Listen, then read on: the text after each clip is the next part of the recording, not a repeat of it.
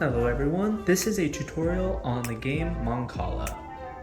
To begin, the board is structured with 12 little pockets on each side. On the side closest to you, these are your pockets, and on the opposite is your opponent's pockets. On either side of the board are larger pockets called the banks. These are where the beads will be stored for when we get points at the end of the game. So how do we move the beads into our banks?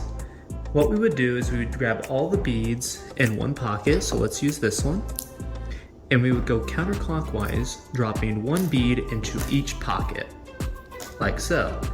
Now this is an example of if the beads stay on my side, but what happens if, say, we grabbed this pocket instead and dropped them? Going counterclockwise, we would drop one bead into our bank, and then we would continue on our opponent's side going counterclockwise. Now, if we had a bunch of beads in one pocket and we were to go all the way around, we would actually skip our opponent's bank and continue in our own side. Now, if we were to do either of those options, our turn would end and it would be our opponent's turn. But if we were to take a pocket, say we took this pocket, and our last bead were to land in our bank, we would get one free turn. So in this situation, I can move this piece as well and then get another free turn. The last way to move your beads and collect others is I'm just going to adjust the board real quick. Say my last bead lands in an open pocket on my side, and there are beads across from it. I can steal those pieces and put them into my bank. This game goes on until one side of the board is completely empty of beads. So let's say I'm moving pieces and I get down to my last piece, I move into my bank, game is over. There are no more pieces on one side of the board. And so all of the beads that are still on the board will go to their respective player's side. So all these beads would be moved to the opponent's side.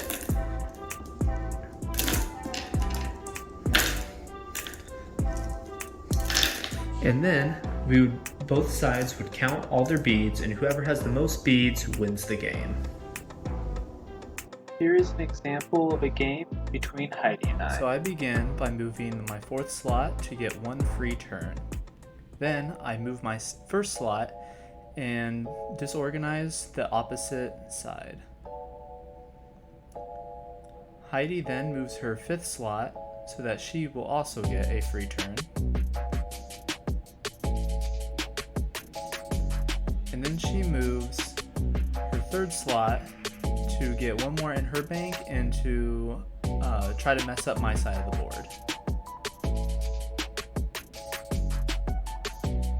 I then move my fifth slot to get one additional move, and my first slot to get another move. I then move my sixth slot so that I can steal her pieces in her sixth slot.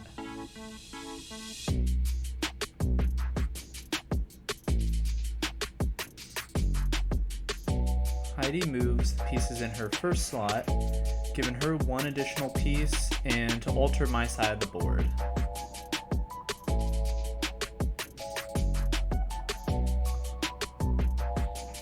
I move my fourth slot to get one additional move and my first slot to get another move.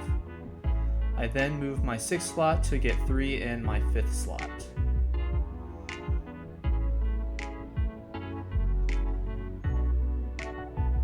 Heidi then moves her second slot to get one additional bead and to add more to my side of the board. I respond by moving my fourth slot into my third slot, adding to the giant pile. Heidi moves her first slot to get a free move, and then moves her only remaining slot.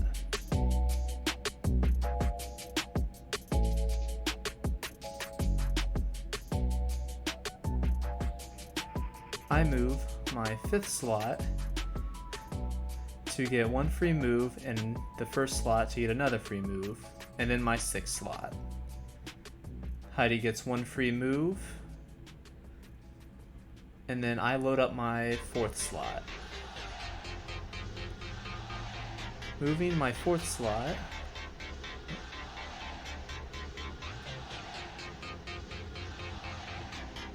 I get 1 free move, and then decide to move my 2nd slot to go all the way around the board.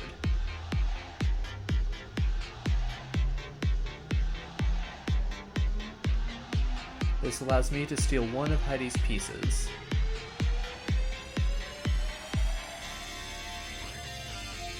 Heidi moves her 1st slot to get 1 piece in her bank.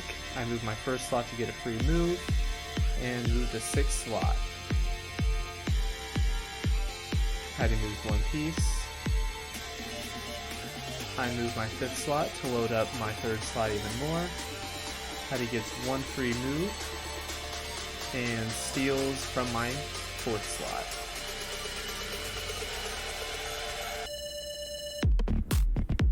I then move my 3rd slot to go all the way around the board again.